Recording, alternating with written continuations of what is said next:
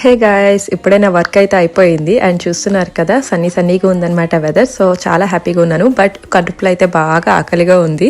Work అయిపోగానే ఎవరికైనా అంతే కదా, ఫుల్ ఆకలి వేస్తుంది. యూజువల్గా అయితే ఇంటికి వెళ్లే ముందు ఏదైనా బేకరీకి వెళ్ళి బ్రెడ్ అయితే తింటాను. బట్ ఈ రోజు కొంచెం కంఫర్టింగ్ గా మంచి ఫుడ్ ఏదో తినాలనిపించింది అనమాట. అందుకే జపనీస్ రెస్టారెంట్కి వచ్చాను అనమాట. జపనీస్ రామెన్ అంటే ఎవరికి ఇష్టం ఉండదు.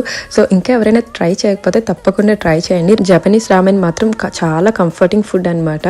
మంచిగా రసం అన్నం తింటే ఎలా అనిపిస్తుంది. సో కొంచెం టేస్ట్ డిఫరెన్స్ ఉంటుంది కానీ బట్ బాడీకి మాత్రం చాలా కంఫర్టింగ్ గా ఉంటుంది అనమాట. సో నేనైతే బౌల్ ఫుల్ ఆఫ్ రామన్ హ్యాపీగా ఎంజాయ్ చేశాను.